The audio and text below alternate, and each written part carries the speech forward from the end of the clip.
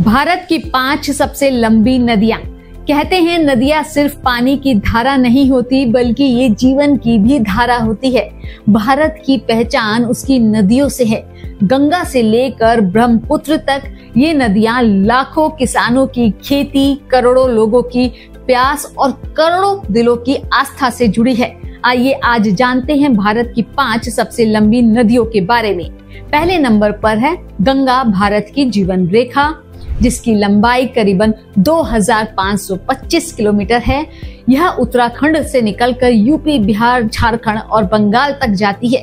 गंगा किनारे की उपजाऊ मिट्टी करोड़ों किसानों की खेती को सहारा देती है। पौराणिक कथा में भागीरथ ने गंगा को स्वर्ग से धरती पर लाने का प्रयास किया था, इसलिए गंगा को भागीरथी कहा जाता है। हरिद्वार, वाराणसी और प्रयागराज जैसे धार्मिक शहर इसके किनारे बसे हैं। गंगा का जिक्र ऋग्वेद और महाभारत जैसी प्राचीन ग्रंथों में मिलता है। नमामि गंगे मिशन इसी नदी की सफाई और संरक्षण के लिए चल रहा है। दूसरे नंबर पर है गोदावरी, दक्षिण की गंगा, जिसकी लंबाई करीब 1465 किलोमीटर है। गोदावरी को दक्षिण गंगा कहा जाता है। यह महाराष्ट्र, तेलंगाना और आंध्र प्रदेश से होकर गुजरती है। गोदावरी नदी के किनारे खेती होती है। यहाँ हर 12 साल में गोदावरी पुष्करम मेला लगता है। रामायण में इस नदी का उल्लेख मिलता है। भगवान राम, सीता और लक्ष्मण ने अपना वनवास कुछ समय यहाँ के तट पर बिताया था। आंध्र प्रदेश में गोदावरी डेल्टा को धान का कटोरा कहा जाता है। तीसरे नंबर पर यमुना, दिल्ली की नदी। यमुना नदी 1376 किलोमीटर लंबी है। यमुना उत्तराखंड से निकलकर दिल्ली और यूपी से गुजरती है। यमुना नदी प्रयागराज में गंगा से मिल जाती है। प्रयागराज में संगम पर गंगा और सरस्वती से मिलकर त्रिवेणी संगम बनाती है। यह भगवान कृष्ण से जुड़ी हुई है। ताजमहल इसकी खूबसूरती में 4 चांद लगाता है। ताजमहल जैसी विश्व धरोहर इसी नदी के किनारे है। भगवान कृष्ण की बाल लीलाएं इसी नदी के तट पर हुई थी। यमुना नदी को कालिंदी नाम से भी जाना जाता है। अब बात करते हैं नर्मदा, पश्चिम की पवित्र धारा। नर्मदा नदी की लंबाई 1312 किलोमीटर है।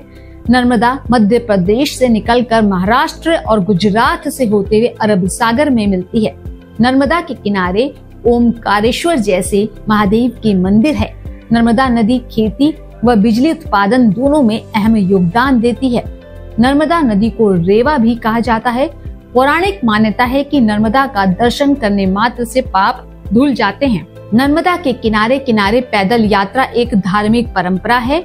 भेड़ा घाट की संगमरमर की चट्टानें और धुआंधार जलप्रपात इसका सबसे सुंदर हिस्सा है। अब बात होगी ब्रह्मपुत्र, पूर्वोत्तर की विशाल नदी की। ब्रह्मपुत्र नदी करीब 2900 किलोमीटर लंबी। इसका नाम सृष्टि के देवता ब्रह्म और पुत्र से जुड़ा है। यह नदी तसगांगपो नाम से तिब्बत में बहती है और भारत में प्रवेश करती है।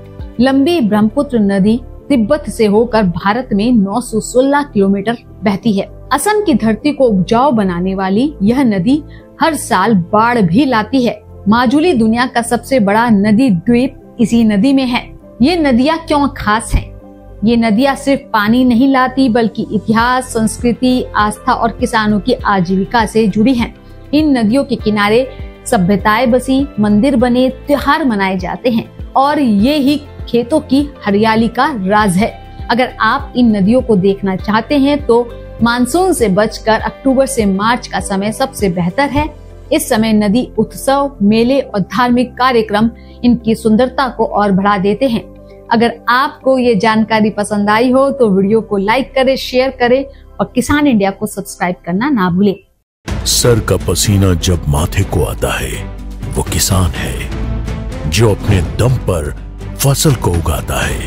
आन है, बान है, शान है, किसान है। किसान इंडिया, चलेगा हल, बढ़ेगा बल।